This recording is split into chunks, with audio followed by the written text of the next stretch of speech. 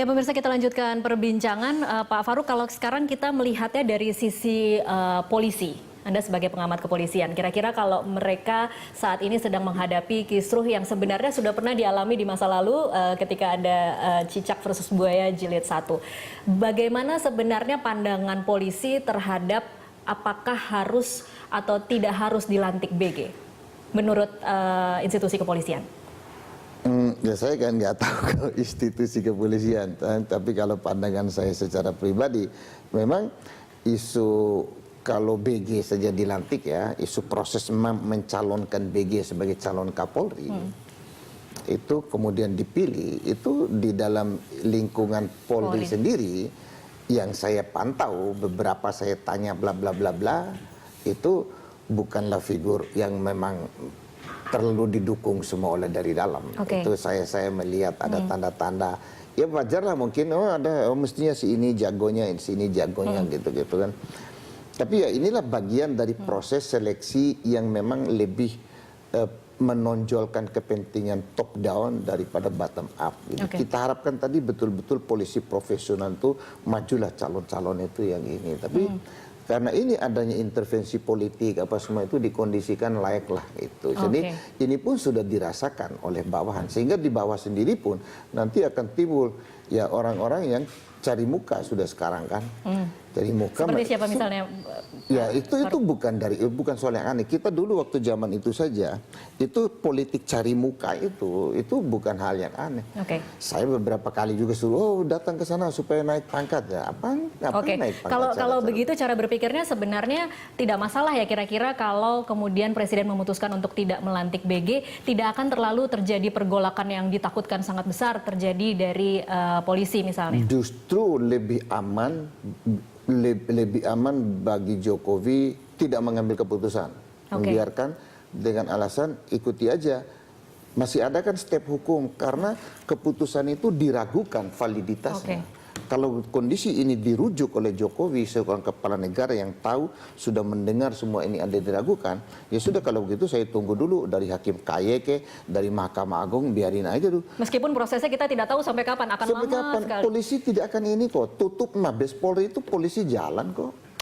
Polres itu yang perlu, itu yang melayani masyarakat gitu. Jadi ya, Pak Farouk ditahan dulu, kita akan mencoba menyapa Zainal Arifin Mokhtar, ahli hukum tata negara dan juga peneliti dari Pukat UGM. Selamat sore Mas Zainal. Selamat sore Mbak Tasa.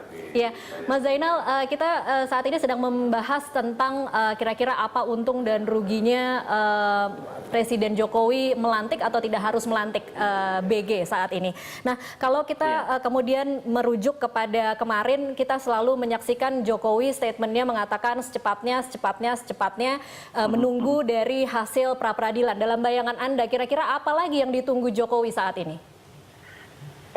Begini ya, jadi kalau kita harus detailkan dulu. Satu, putusan pra-peradilan memang sudah keluar, tetapi putusan pra-peradilan ini sendiri kan mengandung begitu banyak problem. Jadi problem ini barangkali yang memang masih harus dipikirkan oleh Presiden Jokowi, karena kalau misalnya ada upaya hukum lanjutan dari KPK, tentu dia akan mengambil dengan landasan yang agak keliru. KPK kan barangkali sedang mempertimbangkan ini ya, langkah lanjutan apakah mau kasasi ataukah mau PK. Apapun itu langkah lanjutan ini kan membuat posisi putusan itu bisa menjadi tidak pas. Salah satu putusan yang aneh itu kan misalnya mengatakan bahwa BG bukan penyelenggara negara, bukan penegak hukum. Padahal sejak kapan seorang polisi bukan penegak hukum itu kan agak sulit kita terima akal sehat cara berpikir yang mengatakan bahwa BG bukan penegak hukum. Jadi akan terbuka upaya hukum lanjutan dan itu sangat mungkin kemudian akan berpihak ke KPK barangkali kalau ada upaya hukum lanjutan, saya tidak tahu. Tapi yang kedua yang harus dipikirkan oleh Jokowi juga adalah putusan ini sendiri. Kalau dibaca putusannya dengan baik ya, putusannya itu adalah membatalkan atau kemudian mengatakan tidak sah penetapan tersangkanya BG. Penetapan tersangkanya dengan alasan bahwa KPK tidak bisa mengerjakan kasusnya. Bukan karena tidak ada kasus korupsinya. Beda, dua hal yang berbeda loh. Karena kalau mengatakan tidak ada perkara korupsinya itu kan kerja bukan pra peradilan, itu masuk ke ranah persidangan yang sesungguhnya. Nah, kalau didengar putusan kemarin itu dia jelas mengatakan bahwa ini persoalan KPK tidak bisa mengerjakannya karena bukan kewenangan KPK untuk mengerjakan. Jadi kan bukan berarti tidak ada kasus korupsinya. Oke. Nah, itu yang harus dipikirkan oleh Pak Jokowi. Misalnya kalau KPK kemudian menyerahkan kejaksaan misalnya ya, karena KPK merasa tidak bisa menangani, dia menyerahkan kejaksaan, lalu kejaksaan kemudian mengatakan, oh ini memang ada kasus korupsinya. Artinya kan status BG ini tetap menjadi bermasalah. Nah, bagi saya Jokowi memang harus mempertimbangkan itu. Akan ada upaya hukum lanjutan yang bisa jadi itu bisa mengubah status kembali.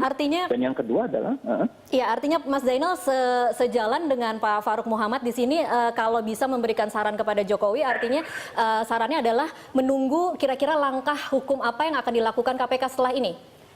Satu itu tentu itu. Yang kedua adalah ini kan putusan tidak mengubah status apa-apa terhadap BG ya. Tidak merubah status tersangkanya ya, Mas Zainal? Status korupsinya maksud saya. Kasus korupsinya. Karena lagi-lagi kasus ini, kata putusan itu bukan kewenangan KPK.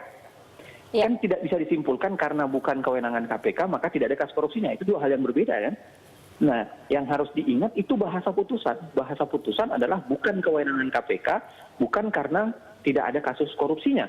Nah, di titik itulah menurut saya Jokowi harus berpikir dengan jeli bahwa bisa jadi kan kasus korupsinya masih ada nih.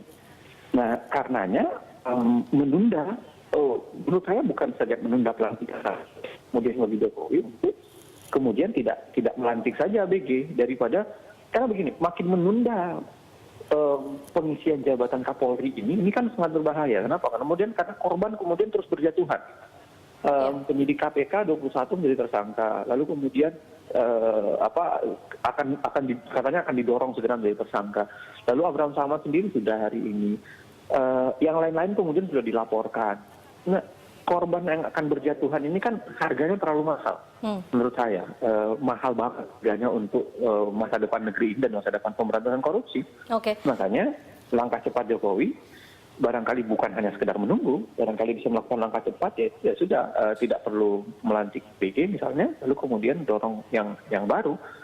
Gitu. Mas Zainal, tapi faktanya ada sinyal yang sangat kuat dengan kedatangan Ketua Umum Partai Nasdem sore ini ke Istana, bahwa Jokowi akan segera melantik. Ini sinyal yang ditimbulkan dari Istana.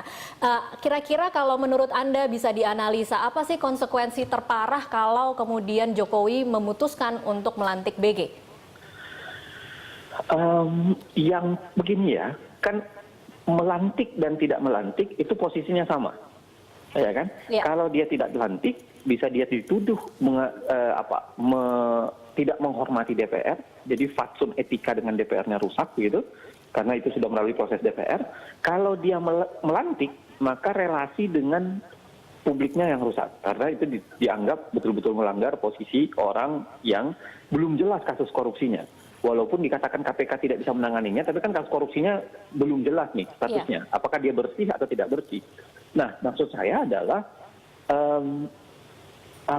dalam kondisi yang sama seperti ini, saya malah mengatakan lebih baik ya lakukan sesuatu yang lebih bisa mendekati bahasa publik. Karena lagi-lagi seingat saya ya, dan mudah-mudahan Pak Jokowi sendiri masih mengingat, yang dia berjanji itu bukan kepada partai loh. Presiden itu tidak pernah menjanjikan sesuatu kepada partai, yang dijanjikan kepada publik. Karena yang milih kan bukan partai. Yang memilih adalah publik. Oke, baik. Dan janji itulah yang harusnya dia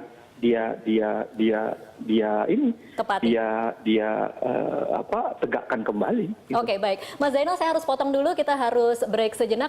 Pemirsa tetaplah bersama kami masih akan kembali saat lagi.